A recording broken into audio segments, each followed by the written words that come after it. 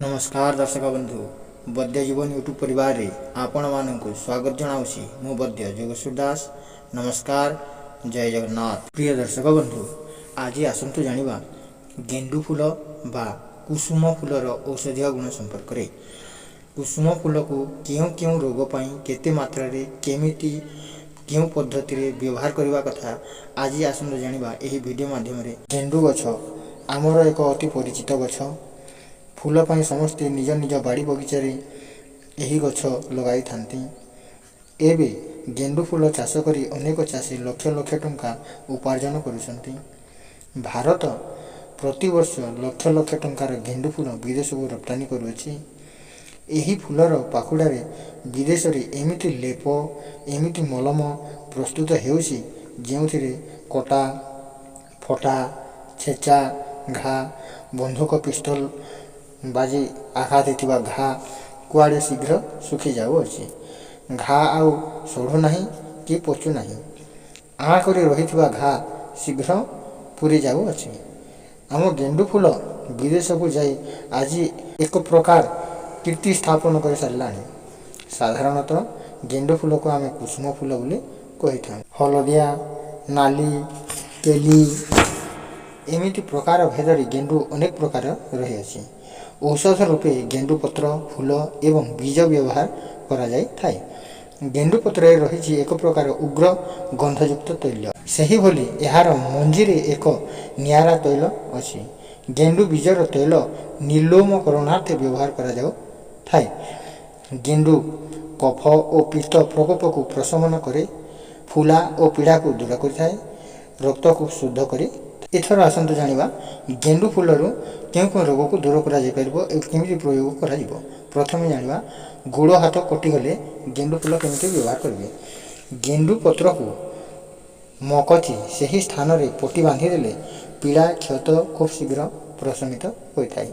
गोड़ किंबा हाथ फाटी गले गेंडु पत्र रस रे भेसलिन मिसाई लगाइले चर्मर शुष्कता दूर होई कोमलता आसीथाय। गुद भ्रंश एही रोगी माने 10 ग्राम गेंडु पत्र रस को 2 चामच जल सहित बाटी से 5 ग्राम मिश्री मिसाई छाणी नियमित सकाले खाली पेट सेवन कले मलद्वार स्वस्थान को बाहुड़ी जाए। कान बिंधा रंग रे गेंडु पत्र रस सामान्य उषुम कर कान रे पकाइले आराम मिली थाए। पथुरी बा औषधि रोग रे गेंडु पत्र व्यवहार। गेंडु पत्र 20 ରୁ 30 ग्राम काथ दिन को 2 थर सेवन कले से ब्रुकक पथुरी हेउ कि अन्य पथुरी हेउ मिलाई जाई परिस्रा बाटे बाहरी जाई थाए। बहुमूत्र रोग रे गेंडु पत्र व्यवहार। 10 ग्राम गेंडु पत्र को बाटी छाणी सही रस रे मिश्री परीक्षा देई दिन को 3 थर सेवन कले अटकी जाइथिबा मूत्र परिष्कार भावरी होई। कहारी जदि परिस्रा बंद होई थाए गेंडु पत्र को बाटी नाभि चारि पाखरे लेप देले परिस्रा निश्चिंत रूपे होइथाए। रक्त प्रदर रोग रे गेंडु पत्रर व्यवहार। गेंडु फूलर रस 5 ରୁ 10 ग्राम अथवा फूल को बाटी 20 ग्राम कल्क नहीं ताकू 10 ग्राम घी भाजी किछि दिन सेवन कले रक्त प्रदर निवारित होइथाए बा दूर होइथाए। दीर्घ दिन अर्श बा पुराणा अर्श रोग रे गेंडु गछर व्यवहार जानिबा। गेंडु पत्र ओजनर 8 गुण कदली मूल नियंतु। राति रे एहा को पानी रे भुतराई सकाले अर्क बाहर करंतु। एही अर्क 15 ग्राम मात्रा रे सेवन कले अर्शरु रक्त बहिबा तत्क्षणात बंद होई थाए।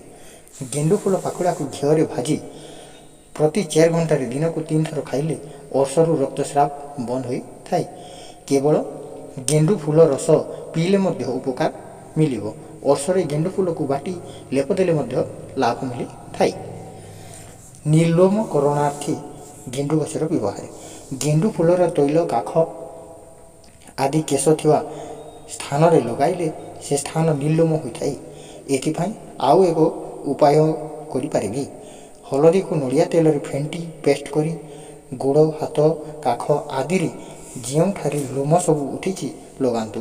से स्थान निर्लोम होगा सहित सर्वदा कोमल रहिबो। ब्यूटी पार्लर जाई एथिरे पैसा खर्च करिबार आवश्यक पड़िबो।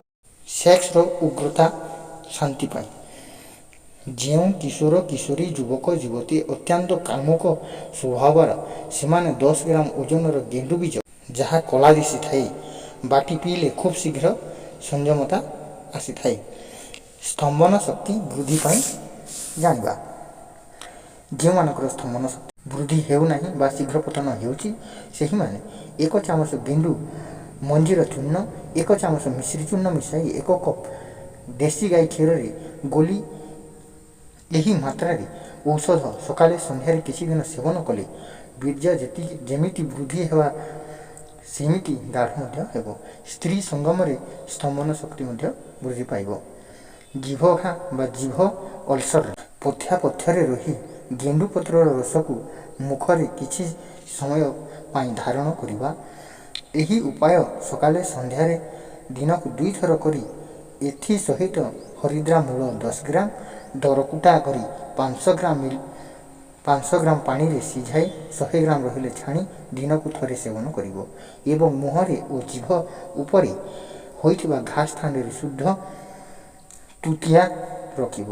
ଏହି ଉପାୟରେ ଜିଭ ଅଲସର ଶୀଘ୍ର ଭଲ ହୋଇଯାଇଥାଏ। ଏହା ତ ଥିଲା ବନ୍ଧୁ ଗେଣ୍ଡୁ ଗଛର ବା ଗେଣ୍ଡୁ ଫୁଲର ଉପକାରିତା ବିଷୟରେ। ଆଗାମୀ ଅଧ୍ୟାୟରେ ନୂଆ ଏକ ଭିଡ଼ିଓ ସହିତ ଉପସ୍ଥିତ ହେବି। ସେତେବେଳେ ପାଇଁ ରହୁଛି